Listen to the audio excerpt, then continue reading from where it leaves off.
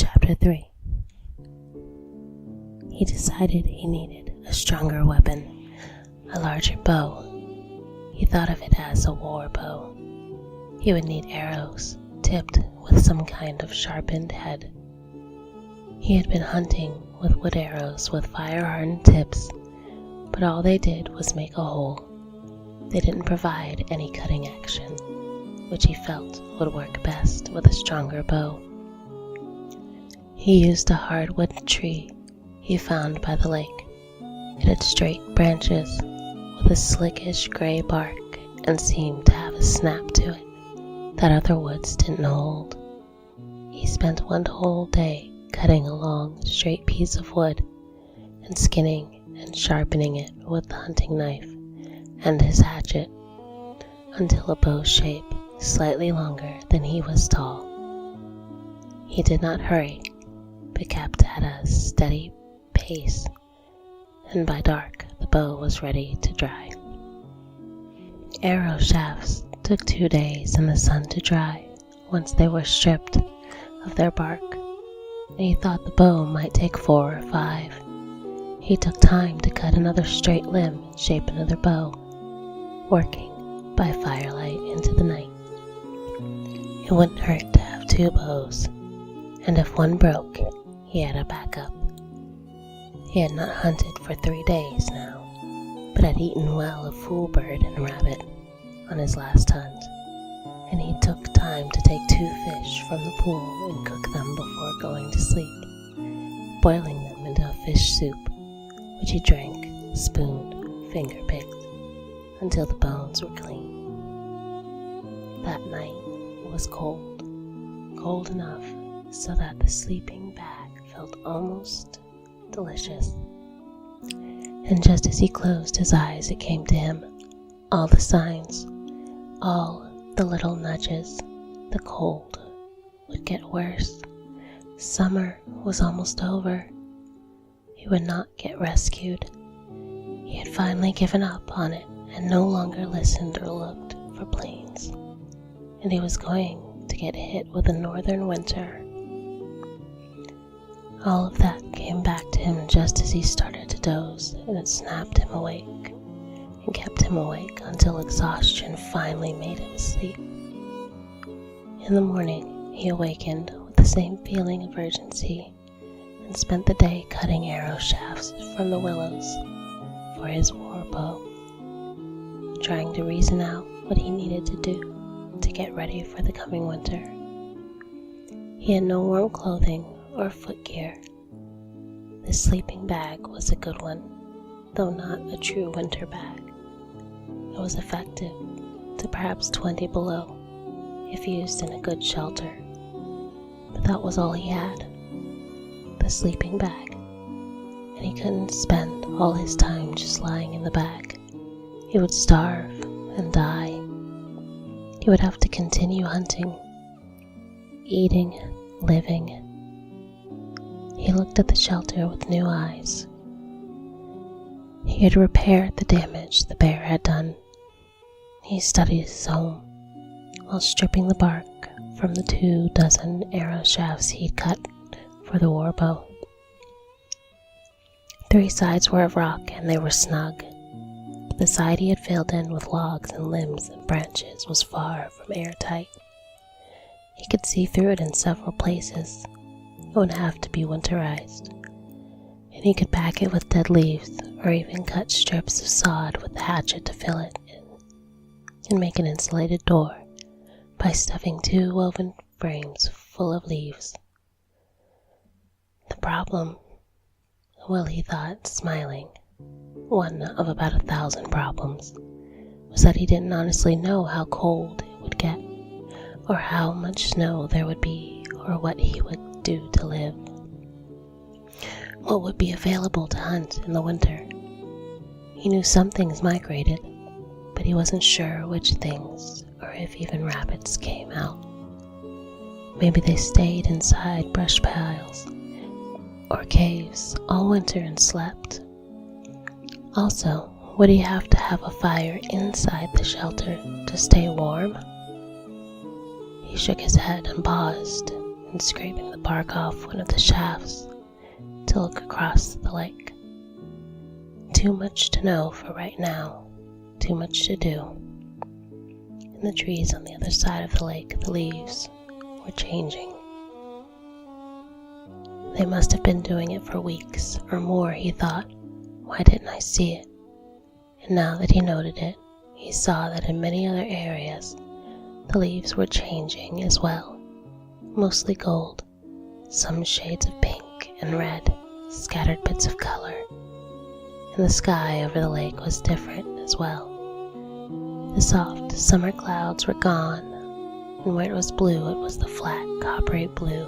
And where the clouds were coming, they were slate gray, and they grew as he watched. Not in thunderheads as in the summer, towering and full of drama, but in almost ugly gray that was all one shade and expanded from the north to cover the sky as if pushed by a large hand. Even as he watched, the patch of blue he had seen at first was gone, and all the sky was gray, and he could smell rain again. Not the rain of summer, but a cooler, almost cold rain was coming, and it made him shiver, though it had not started yet. He went back to his shaving on the arrow shafts, concentrating on the task at hand. Something else he had learned: do what you can as you can. Trouble, problems will come no matter what you do, and you must respond as they come. And indeed, he was having enough trouble with the idea of a war bow. It was all well and good to say he would have a more powerful bow, in the hope that a better weapon would give him more protection. But making one, and the arrows, was harder than he had thought it would be. It all had come down to poking a hole in something to kill it, he thought. That's what weapons were all about. Whether it was a gun, or a spear, or an arrow, something had to die for him to live, and the way to kill it was by poking a hole in it to make it die. He grimaced. But it was so. The hole had to be poked, the animal killed, and therein lay the difficulty, the war bow. It was one thing to poke a hole in a rabbit or a fool bird. They were small and thin-skinned. It was something else entirely to think of doing it to a large animal. Once he had shot a porcupine up in a tree with his light bow, thinking that if he could bring it down and skin it very carefully, he would get more meat and fat than he did off a rabbit or a fool bird. He was amazed to see his arrow bounce harmlessly off the side of the porcupine. If he could not shoot a relatively small animal, what could it be done to kill or even hunt a larger one? It was in the strength of the bow, he thought, and the type of arrow. The bow had to be stiff. It would drive the arrow much harder into a larger animal, to get deeper into a vital area, and the arrow had to have some way to cut through and make a larger hole. The stiffer bow, he thought, he had already made, though he would have to wait and string it to make certain. But the arrows were a problem. He had stiffer shafts to take the extra load off a stronger bow, but the points were something else again. He thought on them long and hard, all that night, while working on the shafts by the fire. He considered the bits of aluminum scrap from the skin of the plane. They were too thin and soft. There had been something, some place that could help him, and he couldn't make it come to his mind until after he'd gone to bed and was lying, looking at the glowing coals of the fire. Bittner's Sporting Goods Store. It was an old store that he sometimes passed on his way to school, run by an old man named Bittner, with a sign over the door that he said he was anti-mall, and the store reflected it. There was none of the glitter or modernness of a mall, just some funky shelves and guns and bows and some hockey gear, and an old oil stove unshaven men sat and talked about the old days and spit tobacco juice into old coffee cans. Brian had not been in the store that many times, but on one occasion he'd stopped there to see if Bittner sharpened ice skates, and next to the door there had been a large glass case with a collection of arrowheads arranged in a circle. He had stopped to study them, and he had thought then that it was a beautiful collection of intrinsically carved points, all laid out on red velvet. And he did not then or later think of what they really were: tools for hunting. Only now, lying in his bag, looking at them in his mind, did it hit him just exactly what they were: arrowheads, tips for arrows to make them punch holes, some very small, some large and wide, and some of stone, and all with sharp edges. Those people were pros, he thought. The Native Americans who had made the points centuries before. They lived all the time as Brian was trying to live now, and they had experienced for thousands of years to come up with the design of the heads. Brian closed his eyes and tried to remember how they had looked. When he had an image, he smoothed the place in the dirt next to the fire and drew 5 outlines that he thought he remembered correctly, and tried to make them roughly the same size as the originals in the collection. 3 were small, and he ignored them. 2 were quite a bit larger, and these he studied in his mind, pictures as well as in the lines in the dirt. There could be only one reason for a large arrowhead: to kill a larger animal. They worked that out, he thought. They found after thousands of years that a larger head killed a larger animal. All my research has been done. Now, he thought, all I have to do is find a way to make a stone arrowhead. He searched his memory, what he had learned in school, seen on television, read in books, and nowhere could he find a picture of anybody saying how stone arrowheads were made. Well then, start with what you know. The arrowheads were made of stone, so find a stone that will work, he thought. He went to sleep thinking of all the places around the lake where he had seen stones. In the morning, he awakened famished as if he hadn't eaten for a week. There were only 4 fish left in the fish pool and none on the line, which bothered him, and he ate 2 of the larger fish to take the edge off his hunger. He would have to hunt today and get meat and set the arrowhead problem aside.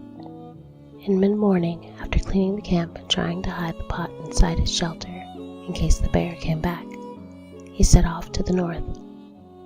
In the months that he'd lived on the L-shaped lake and hunted the area, he had come to know the surrounding region like a large yard, except for predators, which ranged constantly, looking for food. Most animals seemed to stay pretty much in the same location, and because they started there, they tended to grow there. North, about half a mile, it was best for hunting rabbits. There was a large patch as big as a football field, where an ancient fire had burned the trees off and left brush. Rabbits had hidden there from predators because they could escape into the thick brambles easily. Because they had come there and been able to live there, they had increased, as rabbits do. And now there seemed to be rabbits wherever Brian looked in the patch. It was unusual for him to go there without getting several good shots, and though he still often missed, he had worked out a ratio of 5 to 1. He seemed to get 1 rabbit for about every 5 shots on rabbits. The ratio was 7 to 1 on fool birds. Although he had hit the last rabbit he shot, he felt lucky, and he approached the brushy area with an arrow already notched on the string. Things never happened as he planned, however, and because he was concentrating on looking for rabbits, he very nearly stepped on a fool bird. It blew up under his foot in a flash of leaves and feathers, like a grenade, detonating, and flew off at a quarter angle away into Brian's left front. Without thinking, he raised the bow, drew and released the arrow, and was absolutely flabbergasted to see it fly in a clean line, intersecting the flight line of the fool bird and take it neatly through the center of its body. It cartwheeled to the ground and Brian ran over to it.